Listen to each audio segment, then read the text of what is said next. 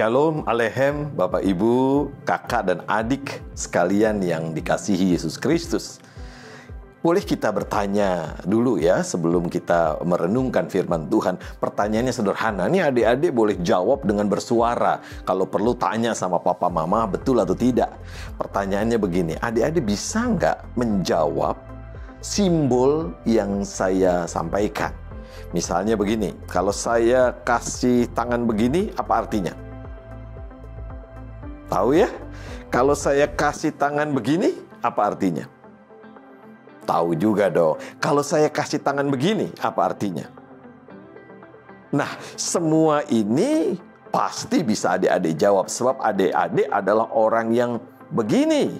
Dan Yesus begini sama adik-adik. Mengerti maksudnya? Nah, saudara-saudara, adik-adik yang dikasihi Tuhan, tadi itu adalah simbol. Kata yang saya ucapkan ini adalah sebuah simbol. Gerak tangan ini adalah simbol. Semua orang membutuhkan simbol. Dengan simbol kita dapat memahami. Ketika saya menyebut gajah, maka kita semua bisa membayangkan seekor makhluk yang besar dengan belalai yang panjang, telinga yang lebar, hanya dengan satu simbol, yaitu gajah. Nah, hari ini kita membaca sebuah cerita simbolik. Cerita yang dipenuhi dengan simbol yang memberikan kepada kita kejelasan tentang Yesus dan panggilan hidup kita sebagai pengikut Yesus. Diceritakan dalam Alkitab, Yesus mengajak murid-muridnya naik ke atas gunung untuk berdoa. Gunung adalah tempat kediaman Allah. Kita tahu ceritanya Musa menjumpai Allah di Gunung Sinai. Jadi peristiwa itu terjadi di tempat kediaman Allah. Dan tentu saja namanya juga kediaman Allah, Allah pasti hadir di sana. Tidak semua para murid diajak, yang diajak itu ada 3. Petrus, Yohanes, dan Yakobus. Mungkin saja karena terlalu lelah naik gunung, saat sebelum atau setelah berdoa, para murid kelelahan lalu tertidur. Jadi mereka tidak bisa melihat peristiwa luar biasa yang terjadi di atas gunung itu semenjak awal. Tiba-tiba saja mungkin mereka dikagetkan oleh suara atau apapun, mereka terbangun dan tentu saja mereka sangat-sangat terkejut. Adik-adik pernah kaget kan? Pernah terkejut kan? Nah, ini kagetnya seperti itu, kaget luar biasa. Tetapi bukan kaget seperti melihat hantu. Kagetnya di sini terpesona, terkagum-kagum. Karena mereka melihat rupa wajah Yesus berubah. Pakaiannya berubah putih, berkilau-kilauan. Disebutkan demikian dalam ayat 29. Inilah yang kemudian kita kenal dengan peristiwa transfigurasi. Figur Yesus mengalami perubahan. Karena begitu terpesona, begitu mengesankan, maka Petrus berkata kepada Yesus dalam Lukas 9 ayat 33, "Guru, betapa bahagianya kami berada di tempat ini. Baiklah kami dirikan 3 kemah, 1 untuk engkau, 1 untuk Musa, dan 1 untuk Elia." Coba kita lihat, kemah adalah tempat kediaman. Artinya Petrus ingin terus-menerus melihat, mengagumi peristiwa yang membuatnya terpesona itu.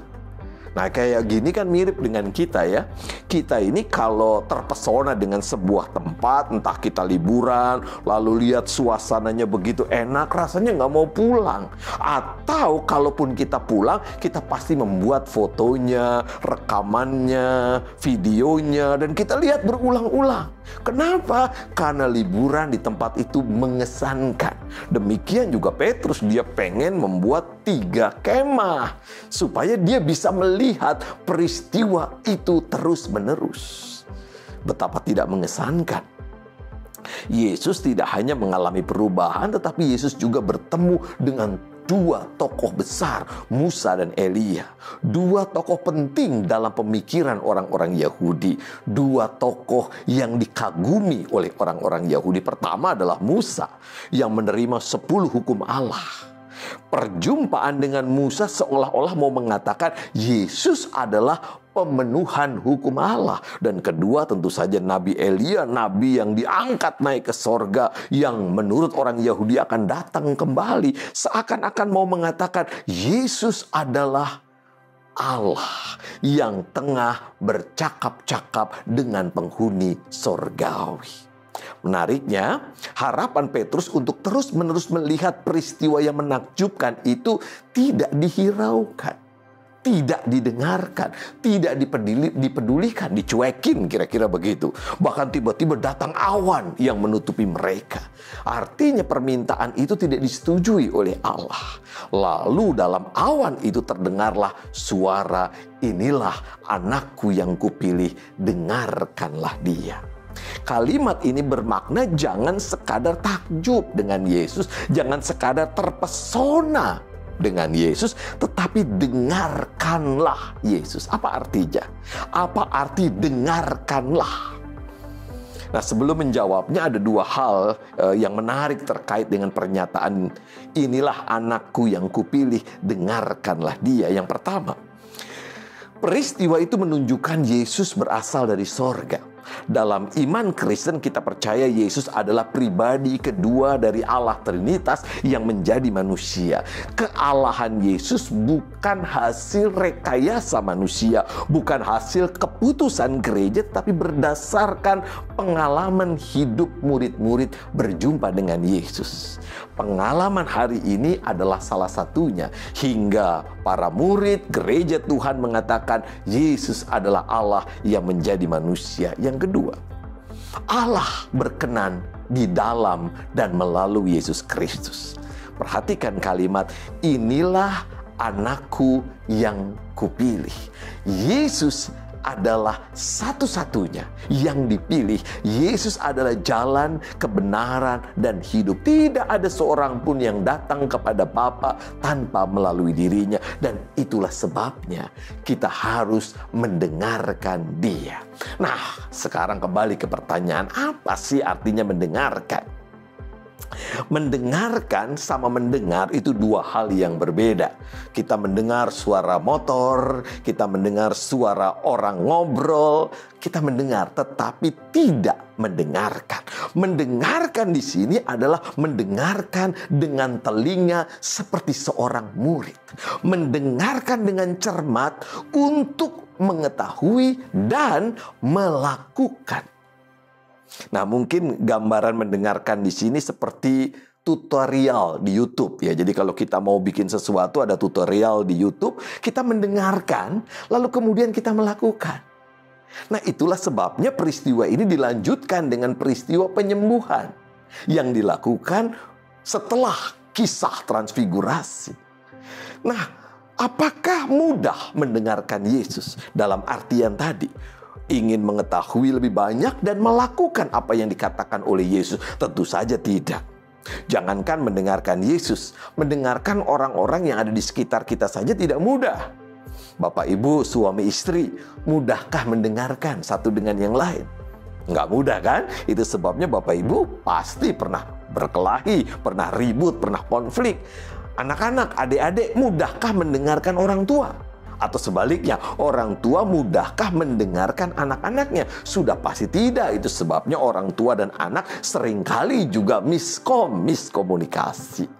Bukankah para istri seringkali kesal karena suaminya kalau diajak ngomong matanya terus melihat ke televisi atau ke gadget sambil tidak peduli, hanya memperhatikan apa yang ada di depannya?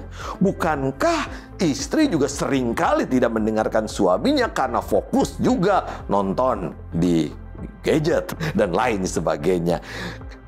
Mendengarkan adalah hal yang penting.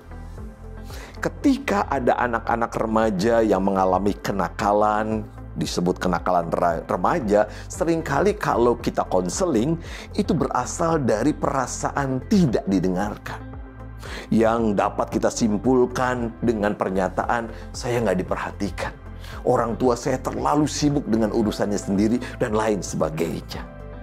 Memang Bapak, Ibu, saudara-saudara, manusia itu pada umumnya lebih mudah berkata-kata daripada mendengarkan. Saya teringat dengan apa yang ditulis Pak Andar Ismail dalam buku seri Selamatnya tentang sebuah penelitian, ini imajinatif, di Praha katanya. Ia mengatakan ketika ditanyakan atau ketika diteliti berapa banyak seorang berkata-kata, dan hasilnya begini. Pendeta katanya satu hari 3.420 kata-kata per hari. Prajurit di asrama, jadi ketika dia ngobrol atau bersama-sama dengan teman-temannya, itu 7.420 kata-kata per hari. Pelajar SMP 8.700 kata-kata per hari. Istri 15.300 kata-kata per hari. Dan yang paling banyak adalah ibu mertua, 19.800 kata-kata per hari. Jangan tersinggung ya, ini ditulis oleh Pak Andar. Nah, sejujurnya seringkali berkata-kata lebih mudah kita lakukan daripada mendengarkan. Dan itulah yang terjadi dalam kehidupan orang Kristen dan gereja Tuhan. Kita terlalu cepat mengucapkan kata-kata sebelum mendengarkan dengan baik. Orang Kristen dan gereja sibuk dengan berbagai macam kegiatan, aktivitas, mendengarkan keinginannya sendiri, tetapi lupa mendengarkan suara Tuhan. Dampaknya jelas ya. Gereja bertaburan bagai bintang di angkasa. Di sana gereja, di sini gereja, di mana-mana gereja. Ibadah di gereja sebelum pandemi penuh sesak. Dengan orang banyak, mobil-mobil yang parkir bikin kesel tetangga, orang berduyun-duyun datang dan lain sebagainya. Pendeta-pendeta terkenal laris di pasaran, menyedot jumlah anggota jemaat yang luar biasa. Tetapi pertanyaan lebih lanjut, hasilnya apa? Apa hasil dari gereja Tuhan dan orang-orang Kristen yang katanya mendengarkan firman Tuhan? Apakah perilaku orang Kristen berubah? Oh, mungkin saja, tetapi yang tidak berubah juga banyak. Sebab apa? Persoalannya bukan soal gereja yang banyak, persoalannya adalah kita tidak mendengarkan suara Yesus. Bapak, Ibu, kakak, dan adik, kalau kita sedang mendengarkan firman Tuhan, sebenarnya yang kita dengarkan itu apa sih? Suara kita, bukan? Dari awal ketika orang berkhotbah, kita langsung nebak, oh ini larinya ke sini. Kita mendengarkan suara kita sendiri, bukan suara Tuhan. Dan itu sebabnya kalau sehabis kebaktian, di dalam ruang gereja kita bisa menangis, kita bisa menyatakan pertobatan, begitu keluar gereja. Sama aja sama yang kemarin-kemarin. Kalau mobil kita tiba-tiba keserempet, apakah kita teriak haleluya? Seperti di gereja? Enggak, kita marah, ribut. Itu sebabnya keluarlah kata-kata caci maki, kebun binatang dari mulut kita. Apa sebabnya? Mengapa ini semua terjadi? Sebabnya sederhana, kita hanya terpesona, terkagum-kagum dengan Tuhan Yesus dengan segala kuasanya. Kita sibuk memberitakan pesona Tuhan Yesus yang luar biasa lewat ibadah-ibadah, lewat program-program kita. Tetapi seringkali kita lupa mendengarkan suara Tuhan, keinginan Tuhan, hati Tuhan yang perlu kita sampaikan kepada dunia ini sekarang ini, saat ini. Saya memberi contoh dalam Lukas 9 ayat 46. Tidak jauh dari cerita ini diceritakan para murid justru bertengkar tentang siapa yang terbesar di antara mereka. Padahal mereka baru saja bercerita mereka baru saja melihat tentang keajaiban, peristiwa yang menakjubkan, dan mereka baru saja mendengar pengajaran Yesus tentang penderitaan yang harus ditanggung oleh anak Allah. Apa artinya? Artinya mereka tidak mendengarkan Yesus. Mereka melihat peristiwa menakjubkan, mereka mendengarkan pengajaran Yesus tentang anak manusia yang harus menderita, mereka melihat mujizat penyembuhan, tetapi mereka hanya mendengarkan untuk kepuasan telinga dan dirinya sendiri. Justru karena itu marilah kita renungkan. Sudahkah kita sungguh-sungguh mendengarkan suara Yesus? Jangan-jangan dalam hidup kekristenan kita hanya terpesona. Kita hanya mengagumi Dia, tetapi hidup, pikiran, dan karakter kita tidak mencerminkan hidup, pikiran, hati, dan karakter Yesus. Kalau kita mau belajar mendengarkan, Bapak Ibu Saudara-saudara, itu berarti kita belajar sungguh-sungguh seperti telinga seorang murid. Seperti kita sedang melihat tutorial di dalam YouTube. Oh, ini begini saya lakukan. Oh, ini begini saya lakukan. Itu yang namanya mendengarkan. Dan itu yang ingin Yesus lakukan. Yesus tidak butuh kita mengagumi dirinya terus-menerus. Yang Yesus inginkan adalah mendengarkan dan lakukan. Mendengarkan dan lakukan. Nah, Bapak Ibu, adik-adik, kakak-kakak yang terkasih, bersediakah kita melakukan itu? Bersediakah kita tidak hanya mengagumi Yesus, tetapi kemudian kita menangkap apa yang Yesus inginkan dan melakukannya dalam hidup kita?